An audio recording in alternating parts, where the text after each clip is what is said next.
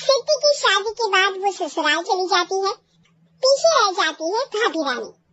सिद्धि के ससुराल जाते ही भाभी कहती है, अरे वाह जी वाह, सारे कपड़े मेरे। अरे पैंट, अरे वाह वाह, मजा आ जाएगा। अरे ये सिद्धि की अलमारी के सामने खड़े होकर क्या बड़बड़ा रही है? जा जाकर देख मेहमानों को विदाई की मिठाई मिली कि नहीं। अब हाँ माँ जी, क्यों नहीं, लेकिन पहले कपड़े तो बदल लूं।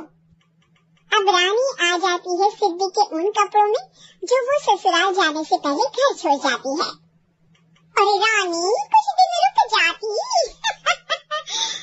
अरे ये तो सिद्धि बिटिया को मैंने ही दिया था, बड़ा ही थपता था उस पर, तुझ पर तो कुछ खास नहीं लग रहा। अब वो ना मेरे सारे कपड़े गीले थे तो सोचा पहन लूं। वैसे भी सिद्धि को कौन सा दिन पुराने आउटडेटेड कपड़ों को पहनना है। वैसे भी ये सूट तो मैंने तभी पहना था, वैसे खास है भी नहीं है। हाँ ठीक है, लेकिन ना मेरी सिद्धि पर तो जमता था। सारे मेहमान चले जाते हैं और सिद्धि ससुराल से मायके पहली बार आती है। अपना घर, अपना कमरा, अपनी अलमारी। ये बोलकर जैसे ही सिद्धि अलमारी खोलती है तो सामने उसके कपड़ों की जगह कुछ और ही रखा होता है। माँ, ओ माँ, जरा कमरे में तो आना। सास और रानी वहाँ पहुँच जाते हैं। रानी ने पहनी होती है सिद्धि की जीन्स और टी शर्ट। अरे भाभी, ये क्या? ये तो मेरी बड़ी ही महंगी टी शर्ट है, इसे आपने घर में क्यों पहनी है?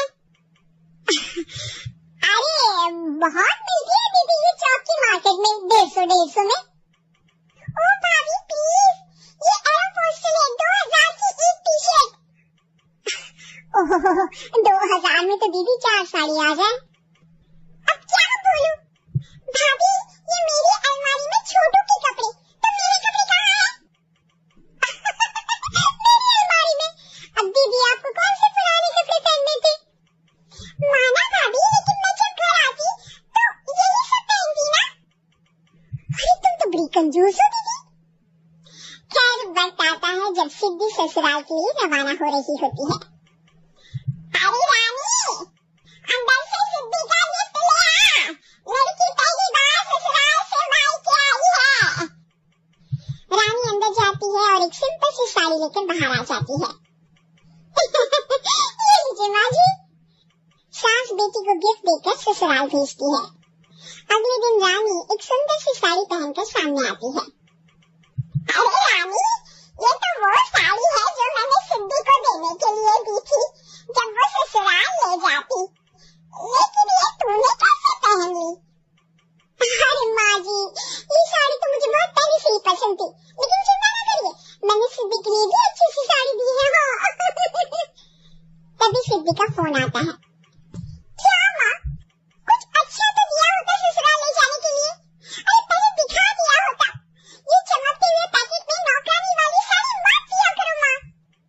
अरे बेटे, वो तेरी भाभी ने ना गलती से उससे पैकेट बदल गया। हाँ, मैं कल ही तेरे भाई के हाथ से तेरा वाला पैकेट भेज दूंगी। अरे रहने दो माँ, आई एम श्योर भाभी ने अभी वही साड़ी पहनी होगी जो तुमने मेरे लिए रखी थी। तुम तो समझ नहीं पाई उनको। खैर छोड़ो, मैं ज्यादा बोलती अच्छी नहीं लगती, रहने दो, आपको उन्हीं के साथ रहना है, फिर बात करेंगे। सास को रानी पर गुस्सा आ जाता है, वो उसके कमरे में जाती है जहाँ वो शादी का एल्बम देख रही होती है। रानी, मायके क्या करे कैसी ही साड़ी लेकर आ, कल प्रतीक जाकर सिद्धि के घर दिखाएगा। अरे क्यों माँ जी, कितनी साड़ी देनी है दीदी को, या कोई सेल लगी है क्या? अरे चुप कर, मेरे बेटी के हिस्से की साड़ी खुद पहन ली, अब ज्यादा ज्ञान बांट रही है। एक दिन सिद्धि का फोन आता है। माँ, मेरी सास ने आप सबको खाने पर बुलाया है। सारे लोग सिद्धि के ससुराल पहुँचते हैं। खाना खाकर वो लोग निकल रहे होते हैं कि सिद्धि की सास सभी को गिफ्ट देती है। अरे बहन जी, बेटी के घर का खाना खा लिया, यही बहुत है जो आप ऊपर से गिफ्ट भी दे रही है। अरे बहन जी, आप भी कहाँ इन बातों पर विश्वास कर रही हैं। सास सभी को गिफ्ट देती है, लेकिन रानी को जो साड़ी देती है वो अजीब सी हरे रंग की, लाल रंग की बड़ी छाप वाली होती है। अरे छी, ये कौन पहनेगा? सासू माँ को तो जरी वाली इतनी सुंदर, और मेरे लिए ये नौकरानी वाली। अरे भाभी, दरअसल मैं जब भी घर आती थी आप वापसी में ऐसी ही साड़ी देती थी ना, तो माँ ने सोचा कि आपको आपकी पसंद की ही साड़ी क्यों न दी जाए। बेचारी रानी, बोलती भी तो क्या।